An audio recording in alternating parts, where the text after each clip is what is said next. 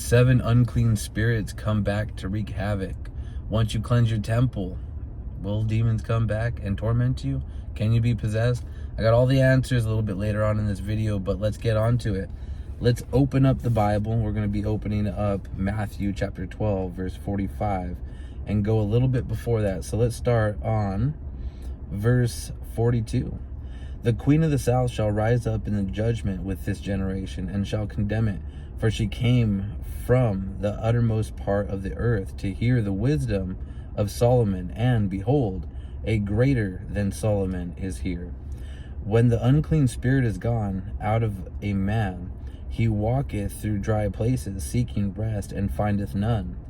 Then he saith, I will return into my house from whence I came out. And when he is come, he findeth it empty, swept, and garnished. Then goeth he, and taketh with himself 7 other spirits more wicked than himself, and they enter in and dwell there. And the last state of the man is worse than the first. Even so shall it be also unto this wicked generation. Ooh, dang, Matthew is good. So a lot of people, especially a lot of Christians, well, I mean, you're probably not reading the Holy Bible if you're not Christian. Well, other than maybe Catholics. But we see what is being said here. And this is talking about the 7 spirits. Also, it says a wicked spirit comes back even more wicked than Solomon. When we read our Bibles and we read scripture, Solomon was one incredibly evil and wicked man. So when we're talking about spirits, dealing with it, and then cleansing the temple, the body is a temple, the home is a temple for God. And whatever we're going through in life, whatever is happening, everything is happening in the spiritual world, in the spiritual realm, whether we see it or we can't see it. So to cleanse our temple is a very particular subject. And a lot of us, I would probably say, when we think about cleansing our temple, we think about our body. We think about maybe our spirit. But I wonder how many Christians think about it in the aspect of your home.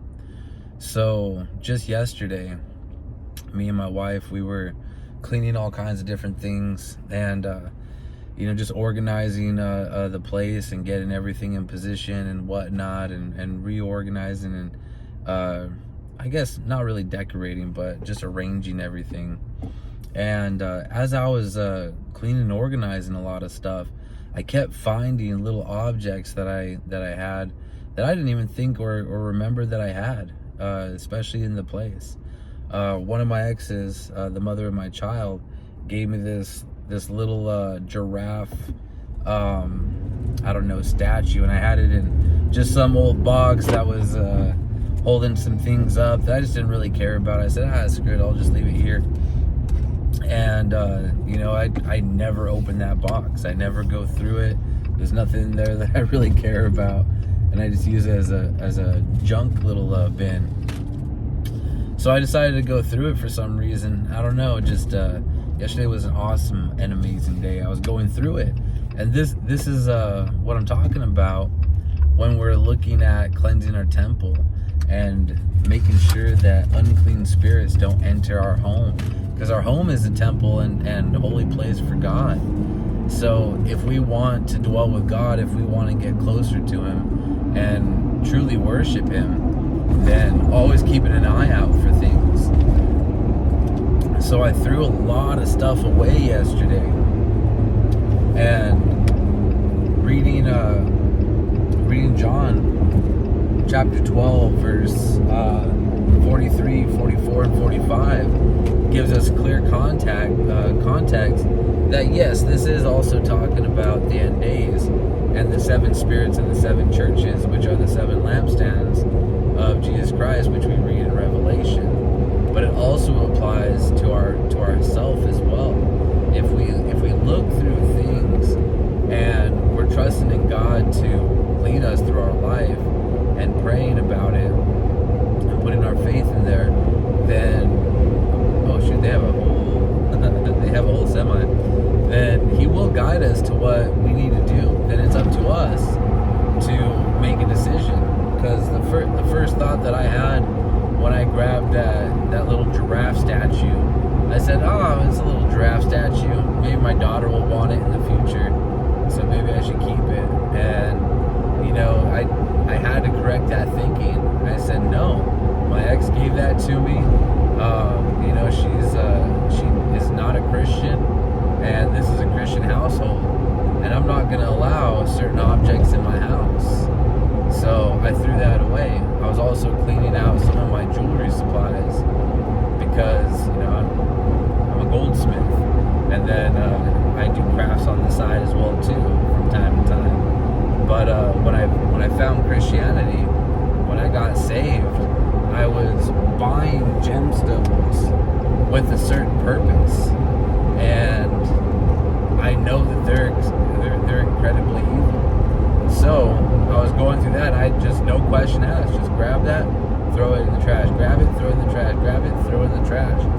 Because the church won't teach you these things. The church won't really teach you on what to do and how to do it. Other than, they'll stick with Matthew, Mark, Luke, and John, maybe some fun stories out of the Old Testament, and say, what does this mean for my life right now today? What does God want me to do to be better? To earn more money or this and that. But really, the main thing that God teaches us throughout the Bible is how to live for Him, how to be a servant. And, we just, the other night, finished our Bible study. If you guys want to go check that out, it's on my Bible study playlist. We went through Joshua. What we see through Joshua, the tribes of Manasseh, they were gathered all up, and I could be wrong. I don't know if it's Manasseh. I believe it is. They were gathered up, but one of them, one individual ended up stealing gold, silver, and bronze items, and kept it in his tent. And God will flush it out. These are the objects that God instructed that no Israelite was to do or obtain or take after they conquered the kingdom, but one did. So they were flushed out, they were brought back, and they were brought in front of Joshua, and then God commanded Joshua what the punishment was. The guy confessed, told where all the things were, and then Joshua ended him and his family and his children, and just said, nope, gotta wipe it all out. And God's no different. If we want to worship Him, we have to be strong. We have to say no to certain things in our life. This is how we cleanse our temple.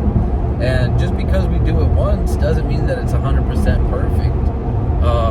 Going back, looking through our home, seeing if, is this of God, is this not of God? God commands us to, or instructs us to, write scripture on our doorposts, on our gates, on our right hand and our forehead.